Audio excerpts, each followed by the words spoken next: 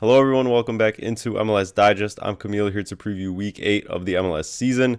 Before we get into that, please make sure to drop a like down below on this video and subscribe to the channel if you're new here. I'm a little congested, so please bear with me. I'm going to try to keep this a little bit shorter than the usual videos. But regardless, let's get into everything you need to know for Week 8, all 15 matchups, with injury news, expectations, and of course, predictions. Starting off Saturday's slate, it's Toronto hosting Minnesota. And Toronto still hasn't won a game. Meanwhile, Minnesota has only lost one game through 7 weeks so far. And with the first best bet, I'm going with Minnesota on the draw no bet for a pretty good price. Now, obviously, winning consistently on the road in MLS is near impossible unless you're one of the elite teams such as Miami and so on. But Minnesota, obviously, this year has a dedicated plan and great tactics to survive in these road games and at least pick up points. And they just got done with one in NYC where they took the lead off a very early goal, got up to 2-0 before halftime, and then held on for the win. They have the least possession in the league, and they're going to cede possession to Toronto in this one. But I don't think Toronto has that quality, right? They haven't won a game yet. They're actually going to be the ones actually traveling more so from last week's matchup because they went to Miami and did pick up a very good point, I have to say, on the road against Miami. But they will be coming back here. Meanwhile, Minnesota played a day earlier than them anyway, since Toronto played on Sunday Night Soccer. And even though Insigne's back, Toronto still has a couple of injuries they're dealing with, regardless, with Ferreira, with Wingo.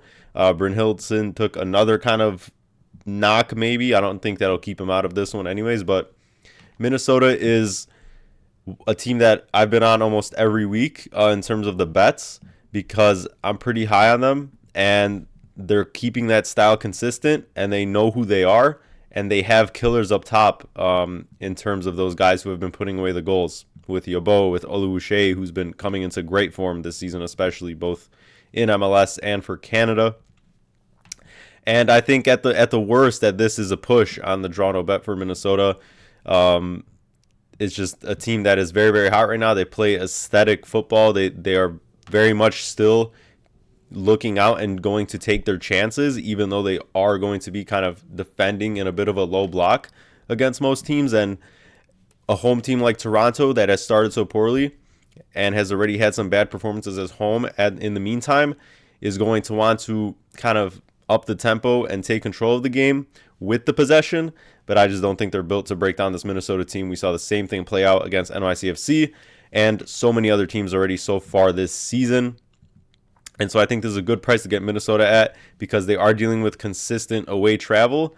So I'm going to take the protection here on the draw no bet. I think Minnesota probably wins this one, once again, probably 2-0 or 2-1. Moving on Saturday, it's Atlanta hosting the Revs.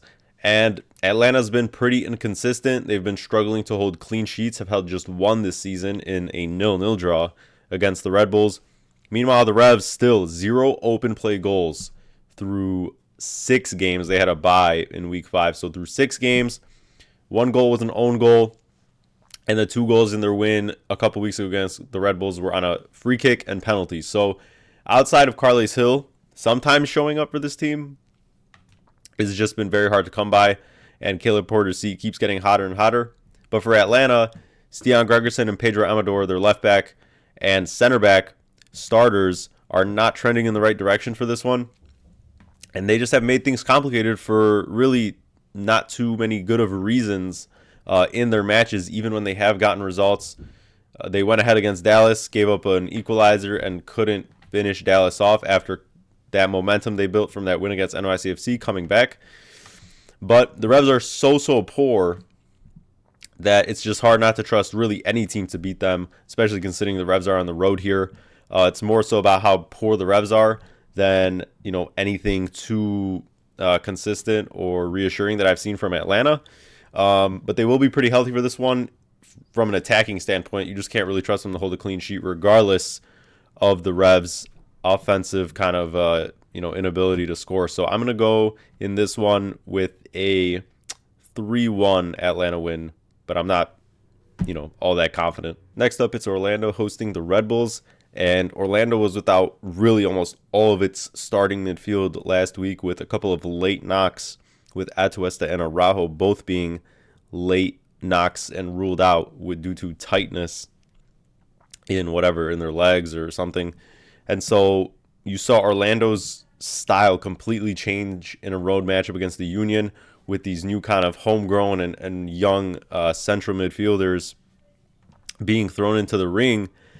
And they completely ceded possession, kind of played some terroristic, football, just conceding possession, praying for a draw. And they did have maybe one or two clear chances to maybe steal even all 3 points. But regardless, the Union were definitely the dictators of that game. And Orlando really didn't give up much outside of, shots from outside the box. So the real question here is, can Orlando's midfielders, will they be healthy? And if they are, then I do see them reverting back to this back and forth style that you've seen through basically this whole season besides last week. And this is another one where against the Red Bulls, these two teams have already matched up, and we saw a 2-2 draw on the road in New York. And so especially if Orlando's midfielders come back, I think that's going to be more so the case. For the Red Bulls, their DPs have been picking it up the past several weeks. Choupo-Moting has now scored in back-to-back games. And, regardless of how he's doing it, they're showing up for the meantime. And they've still only lost 2 games this season. Yes, one of those was to the Revs, but they're not really an easy out. And against some kind of suspect Eastern opposition, they can definitely at least hold their own. So I think this is one we could expect goals in, but we just really have to see if these midfielders are back and ready to go. It seems like they should be, but hard to really make a read on this game without fully knowing, because they were ruled out basically at the last second up to that Union game, and it completely made them switch their tactics, and we can't really get a true read on this without knowing that. But it seems like it shouldn't be something that keeps them out really too long, so maybe they are back. But in that case, Orlando will obviously, regardless, being at home here, want to be on the front foot anyways, and it'll be one to monitor for sure. But I'm going to assume they're going to come back just for the time being. For a prediction, I'm going to go Orlando wins this one 2-1. Next up, it's DC United hosting Cincinnati, and DC United now 3 losses in a row. Meanwhile, Cincinnati has won back-to-back games, and last week they didn't have Evander, they didn't have Kubo dealing with injuries, Nwobodo as well. And in this one, it seems like Evander is not trending in the right direction. Kubo has been kind of a mixed bag because he full trained last week, but this week he's kind of been a little limited. But the good thing is that Miles Robinson has been trending on the right path, one of their center backs, and obviously Nick Hagelin returned in the past couple of weeks. And even though Teenage Hadebe is still kind of weeks away, that back line is definitely, especially if Robinson plays in this one, which I expect him to, shored up a little bit. And that's the thing. I do expect Kubo to go as well in some fashion. And you still obviously have Denke, Orejano, and a pretty solid midfield outside of that. And that's where I'm going with for this second best bet. I'm going with Cincinnati on the draw no bet. We're getting great value here at plus 110. And we're getting some good push protection, as you see once again, on an away team that is clearly the better of these two teams, quality-wise, just tactics-wise. DC United, since their hot start, have fallen apart completely since playing actual decent to contending opposition in both conferences. Now, San Jose, I wouldn't call it contender, but against some really high power attacks, now they've lost 3 in a row. And they're actually coming back from that West Coast trip where they just shipped 6 to San Jose, looked completely out of it and disinterested, giving up like 3 goals in the last 20 minutes just for fun. And they're just completely wasting Benteke's years here. Even last year, they didn't make the playoffs, even though he won Golden Boot. And as good as their attacking metrics sometimes can be, their defensive metrics are just absolutely putrid. And I think Cincinnati should have a real shot to win this game, and at worst come away with a draw, even without Evander. I mean, they've been without Evander seasons before they got him this season, and when Lucho was out, they still have the personnel in the midfield with Orejano kind of even sliding in as well to get the job done in these road games. Pat Noonan is an incredible coach, And with the back line pieces returning and it almost being full strength, along with Denke, probably Kubo featuring in some form, Santos finally getting on the board to get them that game winner against the Revs last week. I think this is just a no-brainer. DC is also the one traveling kind of more because of their trip last week. They have to come back. And, you know, even with or without Evander, this team is miles better than DC United. And really outside of Benteke, there's no true goal-scoring threat week by week. Next up, it's Montreal hosting Charlotte, and it's Montreal's home opener after their 7-game road trip to start the season, where they only picked up 2 points against the Fire and DC United. Otherwise, it's 5 losses in the first 7 games. And it's going to be absolutely, you know, electric for them. A great feeling to finally be playing at home. So they're going to get that home bump for sure. And they're playing a Charlotte side that at home, flawless, 4 wins out of 4. But on the road in 3 matches, have only picked up 1 point out of a possible 9. With 2 losses back to back of those after the week 1 draw at Seattle being getting held off the score sheet altogether in those losses. And that's kind of where I'm trending for this third best bet. I'm going with the under 2.5, minus 105. Now, Montreal seems to be fully healthy almost. They're getting players back such as Vrioni possibly featuring for the first time in some fashion. And a couple other players such as Piet, who have been getting back into health with a couple games under their belt finally. Jalen Neal finally appearing on the bench, the defender from the Galaxy that they signed in the offseason. And he could finally feature. Charlotte, on the other hand, missing Zaha for this one with a thumb injury. He's going to be good to go next week, is what is expected. But this week he's been ruled out. So you're going to see Ajiming, Abada, and probably Vargas as the front 3 with a fully fit squad. Outside of that, obviously one of the best defenses in the league. But obviously Charlotte's away form has been much worse historically under Dean Smith, as well as to start this year, like I mentioned, from an attacking perspective and from a defensive perspective, yes. But Montreal also is bottom 6 in terms of expected goals so far. Obviously, the away road trip to start the season plays a decent factor into that, but this team is still so young, and because they're getting finally healthy now, and maybe Vrioni as well features, they're going to be a bit of some growing pains in terms of that chemistry, in terms of that fitness, and you might see a kind of disjointed Montreal attack in terms of that efficiency. And under this assistant coach, since Courtois got fired in the past couple of games, Montreal has really taken a step up in terms of how aggressive they press, and that's not going to bode well for Charlotte. I think this is going to be a scrappy game with both teams kind of not really trading possession a lot, neither team being too comfortable on the ball with a lot of mistakes. And Charlotte's going to be looking for, you know, kind of a much cleaner game.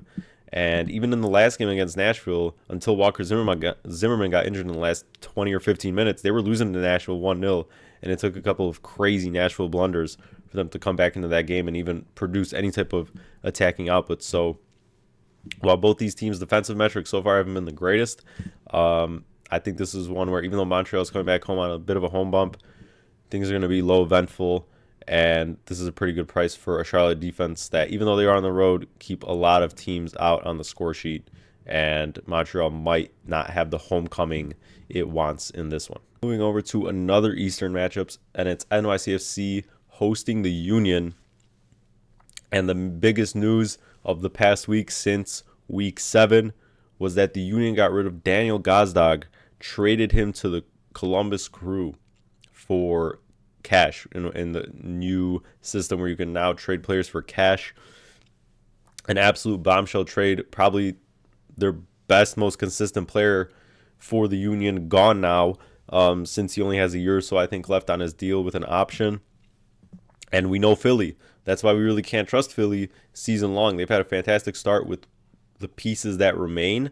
Obviously, a high-flying attack and some good signings, especially the midfielder, Lukic. But this ownership is cheap, and this is another one of those deals where you're just completely hurting this team and trying to rebuild through youth or, you know, limited amount of spending and it's just hard to view this team as a serious contender season long, despite this start. And so now you lose a huge piece of this attacking trio, and you also have Kai Wagner and Glavinovic now out. Glavinovic out for who knows how long with the torn meniscus in the past game.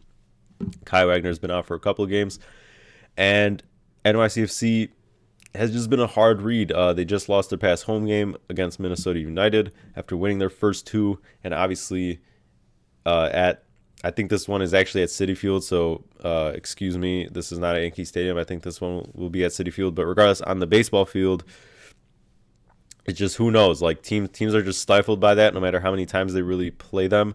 The Union have had a lot of experience with that, but they're coming off that frustrating draw against Orlando, where they had a lot of the possession, couldn't convert on some half chances. Despite that, and if this game isn't really one where they can get out in transition, I think this is just a very, very tough game to read, because NYCFC also seems deflated from these back-to-back losses where they choked that 3-1 lead against Atlanta and got out to a terrible start against Minnesota and couldn't come back, as well as missing a penalty in that one. So this is one where if you're putting a bet on this, I have no idea how you can defend either of these two sides, in terms of if you're picking a side in this one, because Philly, that's just such a huge piece of that culture and attacking output gone. And that defense just got a whole lot more suspect, especially if Wagner is out yet another week. One of your top center backs is out for who knows how long. And so in this one, I don't know. I don't see too much action, despite Philly's earlier season trends. I'm going to say this one ends something like a 1-1, but it's hard to trust either team. Moving on, it's the Vancouver Whitecaps hosting Austin FC, and the Whitecaps have done it again. They advanced to the the Champions Cup semifinals after beating Pumas in that second leg, or not beating them, but advancing on away goals with a 2-2 score in that second leg, 3-3 on aggregate, with a stoppage time equalizer just about 5 to 10 minutes earlier, conceding the goal that would have knocked them out. And it was Tristan Blackman with the equalizer on a cross. And it's just an unprecedented run for this Whitecaps team that historically is just never even involved in these other continental competitions outside of just MLS play. And so the job by Sorensen so far has just been unbelievable. And this team has completely turned a page, it seems like. And now they host Austin, which, it's pretty obvious how this game should play out. The Whitecaps are one of the top possession teams. Austin is one of the least.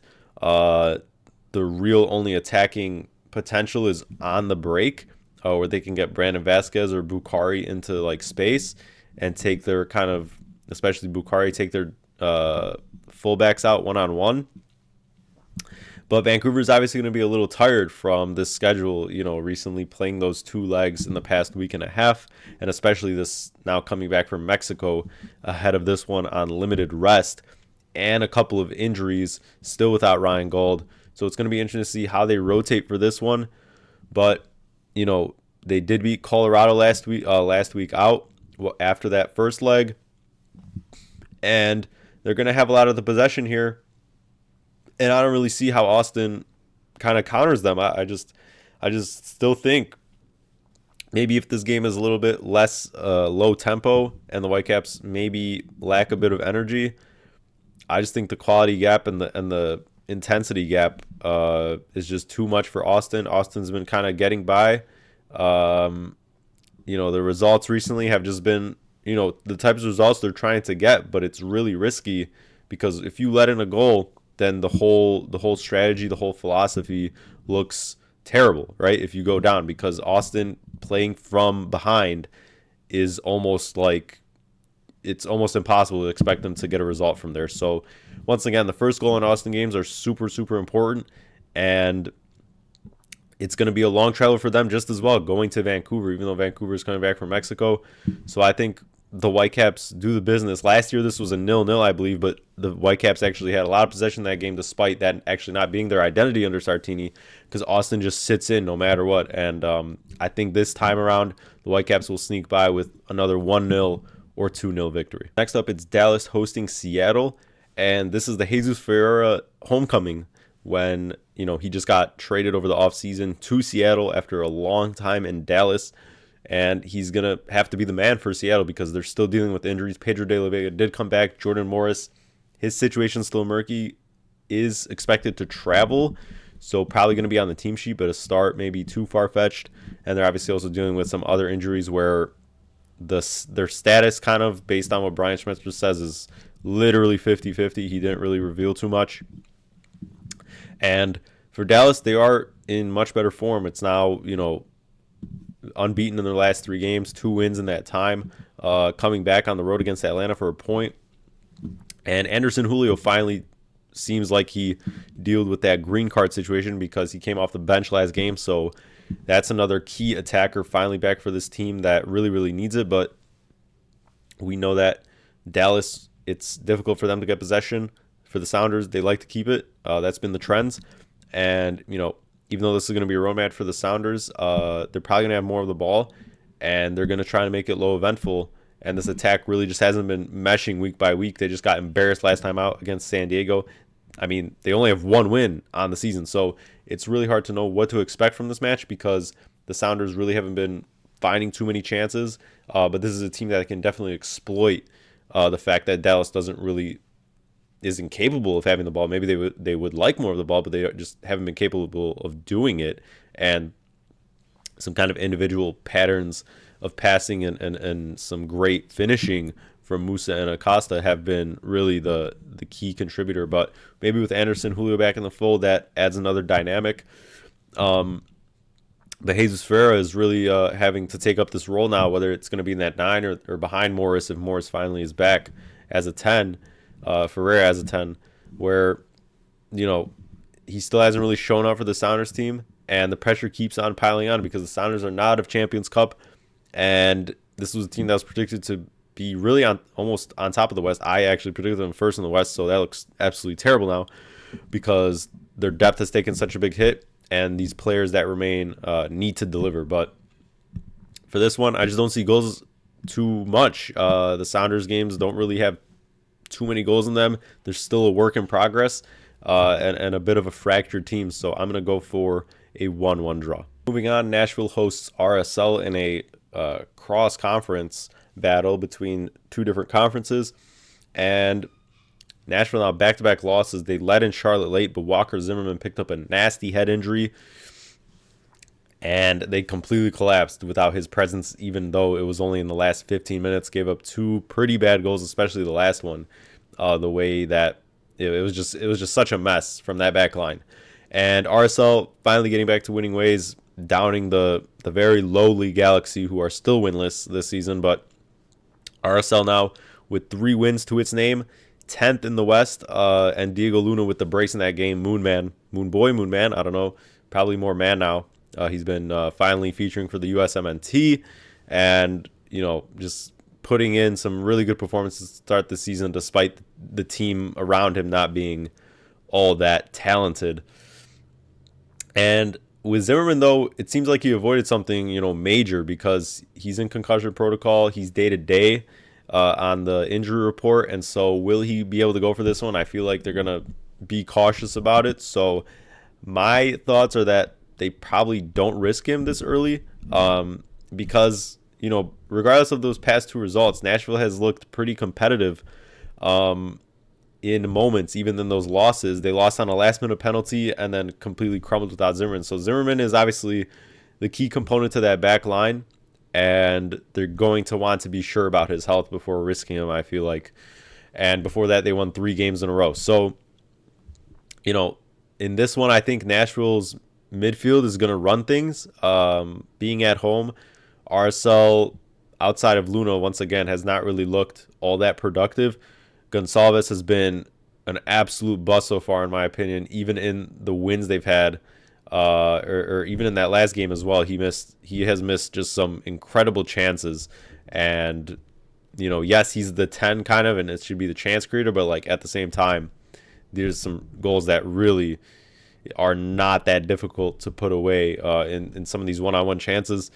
And I think Nashville, if Zimmerman is out like I predict, should probably be good to give up a goal. It's hard to trust that back line anyways, but this RSL side, I just don't trust. Last week I picked them in a good spot against an even worse Galaxy, but here I think Nashville gets it done, but not without conceding.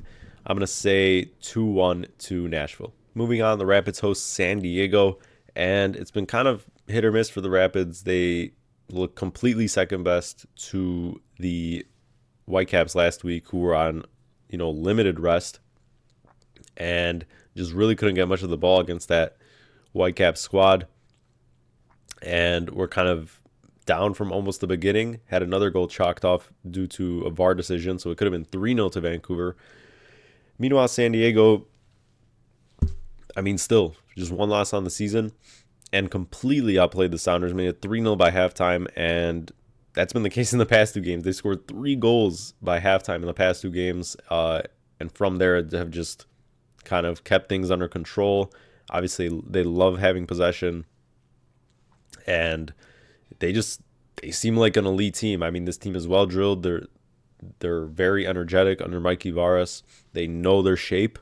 And even though Vardson's out, even though Chucky Lozano's out for a little time, now he's obviously back. Chucky Lozano actually scored his first goal last game against Seattle. This team just has the players, the personnel, and they're really causing problems for a Western Conference that, not to take away from San Diego, but a Western Conference that is just completely unsure of itself in terms of who the top 4 or 5 are really going to be. No one's really standing out so far besides the Whitecaps in San Diego. And so in this one, San Diego really not having to travel too far. Yes, it's the altitude advantage for the Rapids, but this back line, the defensive metrics, despite what I think was an improvement in terms of the personnel on paper, it just hasn't been, the metrics just haven't been looking good, and their home form has certainly been a little bit better, I feel like. But San Diego, it's probably going to be another case of what happened against the Whitecaps, where can the Rapids really get out on the break too often against San Diego at home? Can they use that altitude to their advantage? Because we did see in that game where San Diego traveled to RSL that, RSL's, the quality there was just so poor, but RSL did create chances in this one, and San Diego did look maybe a little bit gassed at times, but eventually, because that game was still completely in the balance, San Diego eventually stole all 3 points. So San Diego's already double that altitude, and I think they have a good shot to at least get a draw in this one. I don't think the Rapids are in any form right now to really make a case that they can convincingly beat this San Diego team that is going to control the tempo of this game. So I think San Diego squeaks this one out with at least a draw, but I'm going to actually say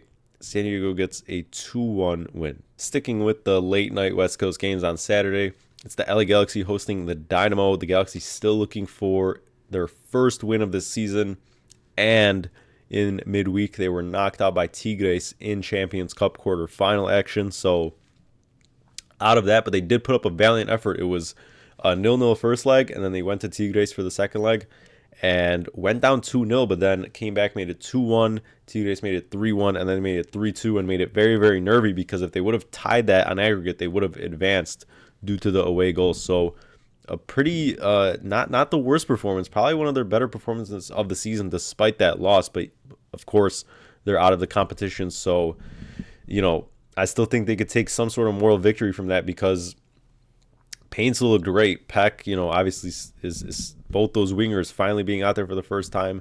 Christian Ramirez, they finally have this front three together. And against RSL last week, Peck was rested for the Champions Cup, so we didn't really see a full throttle Galaxy because they were looking ahead to that. So I think this is a spot where, despite the fact that they haven't won yet, obviously, this entire season, and they're coming off that travel to Mexico, I think this is one where they have a real chance to get their first win of the season. They're at home. They're playing really one of the other worst teams in the West in the Dynamo, who have a win under their belt at least, coming last week against another LA team, against LAFC, which was also looking ahead to the Champions Cup second leg. But the Dynamo as well have pretty bad, defensive metrics. Obviously, they only have one win as well on the season, and the goals just haven't. I mean, Jack McGlynn scored an absolute banger last week outside of the box. Other than that, he's assisted on, I think, 2 other goals on set pieces. I think Ponce has like 1 goal, maybe not even any, if memory serves me correctly. And so this is exactly the type of situation where you can get your first one against. You're at home as well.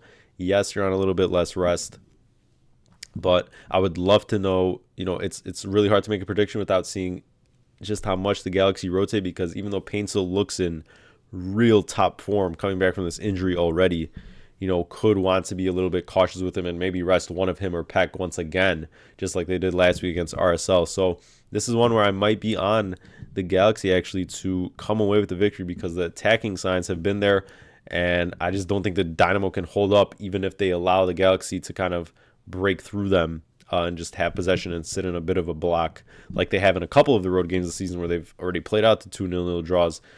I think the Galaxy actually have a fighting chance, depending on who they actually field out there. So this is one to keep an eye out on in terms of when the lineups come out, and this is one where I might have another bet active. But regardless, I'm still going to go with the prediction for right now. I'm going to say the Galaxy get this one done 2-1. And Saturday slate, it's LAFC taking on the Earthquakes in a California derby. And these two teams couldn't be in, much different form than possible. LAFC, back-to-back losses in MLS play, including at Houston, while dealing with Champions Cup quarterfinals against Miami, in which it was an absolutely unacceptable choke from an LAFC standpoint. 1-0 in the first leg at home, get an early goal to make it 2-0 on aggregate at Miami in that second leg, where all you have to do is tie on aggregate because you have that away goal advantage. Miami didn't score in the road game they had, and just a Messi masterclass in one sense. Had a goal that looked completely onside ruled out, which would have made it, would have put them out even earlier, put them down on aggregate even earlier. But eventually Messi gets a penalty call for, once again, another unbelievably dumb moment from one of the defenders from LAFC with a handball from a ball that was literally dropping out of the sky like it was going 5 miles per hour. And now they're out. And it have to ask real questions of Cherundolo, because he's been in so many finals and so many of these other competitions as well, where at some point, maybe the tactics are right, but at some point you get a little bit too kind of passive. And especially in that game, they were far too passive. But at the same time, Bawanga missed some really, really good chances, and he has not been in great form at all this season. I think he only has 1 goal in both competitions combined so far. And it comes down to the finishing, to the mentality, and LAFC has to be deflated. I mean, it's now 3 losses in a row, 4 in their last including MLS. I don't want to include that. I'm counting the Champions Cup tie as just the combined tie. So yes, they won the first leg, but now they have to, on that long travel, short rest, coming back from Miami against the Quakes team that haven't even gotten to them in 2 minutes. 6 goals last week out. Josef Martinez with another hat trick, moving up the goal scorer tally, adding to what he's already first in total hat tricks in MLS. He just added to that against a very terrible DC side, but still, it's back-to-back pretty good results for the Quakes after 3 losses in a row. And this is one where, their metrics on both sides of the ball they have some of the best attacking metrics, some of the worst defensive metrics. So I feel like this could be a shootout, but LAFC's energy just could be so deflated that they really make it difficult for San Jose to break through them, and they give San Jose the ball. But then on the other end, if there isn't a Bobasi who's been kind of injured, and you bring out Giroud, then he doesn't fit that system, and your counterattacks are really just spoiled because the link-up play has been so poor. The chemistry, even after almost a full season going back to the half season of last year when Giroud came, it's just been terrible. So I just think this might be a bit of a dead game despite the metrics because of LAFC's situation. And I'm going to go for a 1-1 draw. We move over to Sunday slate, which has 3 matches. The first of which is Kansas City taking on the Timbers.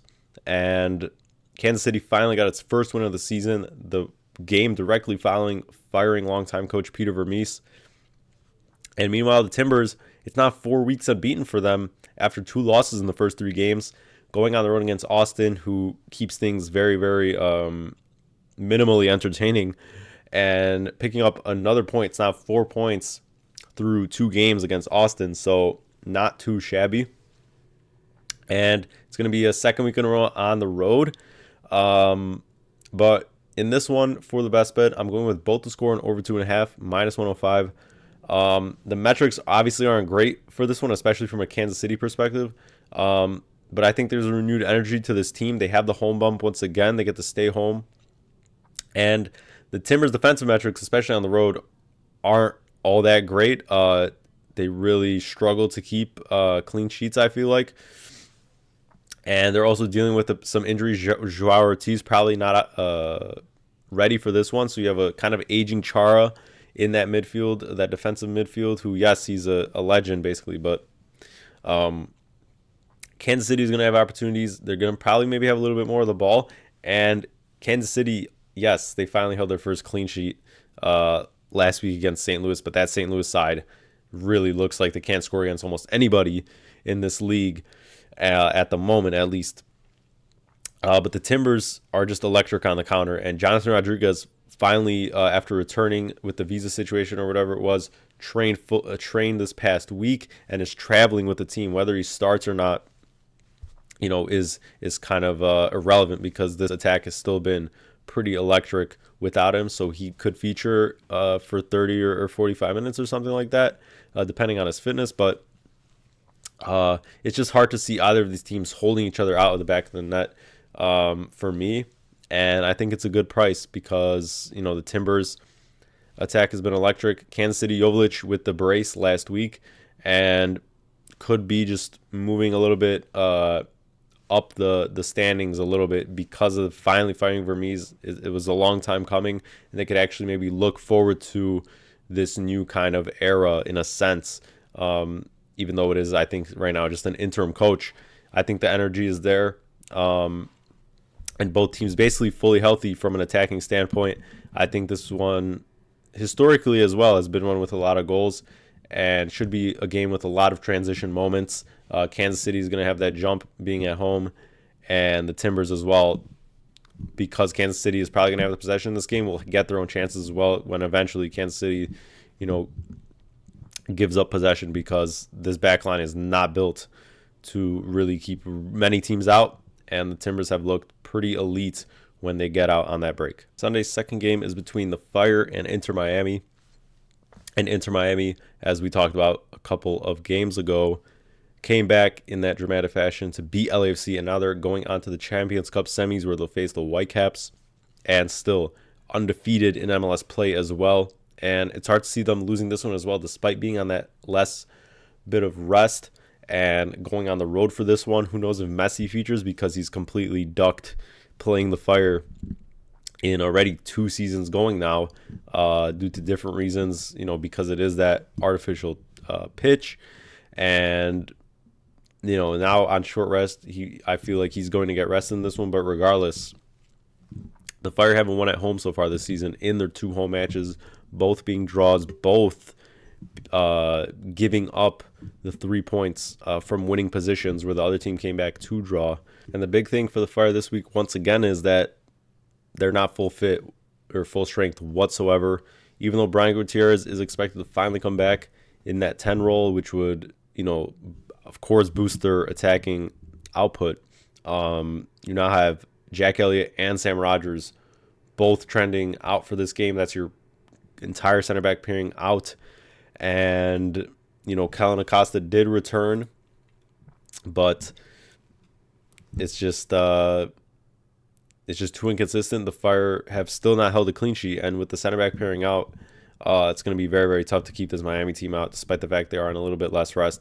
They're going to get their chances, and as well as Allende finally coming back for that LAFC game. Now that depth is a little bit better, and this could be one with a lot of goals. But Miami as well has really, really improved its defensive kind of metrics and just shape on the eye test this season under Mascherano. So I think Miami gets this one done. They continue their unbeaten start, and the Fire have struggled with much worse opposition at home.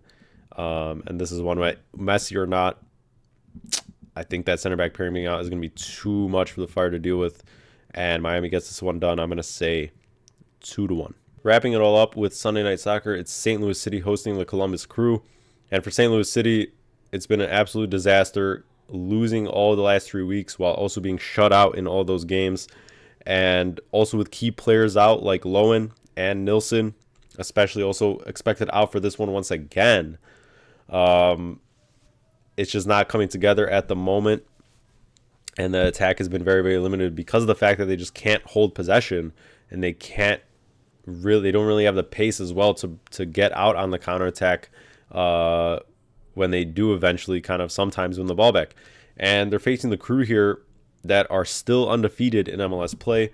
And like we mentioned, the big deal with this one, they acquired Daniel Gazdag from the Union, and he's already been training with the team at least today at the time of this recording, Thursday, and could immediately feature. But regardless, this Crew team is so well drilled under Nazi and basically almost completely healthy outside of Darlington Nagbe dealing with still a knee injury, but he has been day-to-day and has been training. So regardless of that fact, the Crew are one of the top possession teams in the league. St. Louis is going to be really under it, and I just don't think that they have the level of pressing, the level of quality to, if they ever kind of catch the Crew out in certain high tempo pressing positions, that they'll even create too much. And so that's where I'm going with for this final best bet is the Crew on the Toronto bet at -105. Once again, this team is undefeated. St. Louis City is in absolutely terrible form, and they're really not getting back some of these more key pieces, and this midfield is absolutely terrible for St. Louis. And so I think the Crew are going to once again add to the St. Louis's frustration. And Gazdag or not, I mean, Gazdag would be the cherry on top for this, although that could, still take some time and create a chemistry imbalance immediately. But regardless, I mean, this Crew attack, regardless, has been up to par, up to standard, regardless of Cucho being gone. And now Gazdag kind of filling in that slot, even though he's not a striker. He's really going to help this attacking kind of trio with Russell Rowe, with Rossi, with Jackson. And I mean, this is almost a no-brainer for me. I mean, I'm going to trust this team. There's not many teams that are going to beat this team outside of maybe Cincy, outside of Miami, and St. Louis just can't score. I mean, they can't score. So at worst, I think we get a draw on this one, but the Crew as well have just been putting away these teams. And Russell Rowe has also been coming into his own, filling in that Cucho role in a sense in the 9 and putting up numbers in terms of the goals and assists. And so this is once again, that's a no-brainer for me. Sunday Night Soccer, I think the Crew are going to show out. And it's not a good spot for St. Louis, who several weeks back did take it to the Galaxy on Sunday Night Soccer. But in this one, I think the Crew went outright. But at worst for this bet, we get that push protection. And I think the Crew win this one 3-1. Thanks for tuning in once again, everyone. Let me know what matchups you're looking forward to the most. Please leave a like down below once again on the video and subscribe to the channel if you haven't already. And I'll see you guys ahead of the Week 9 preview.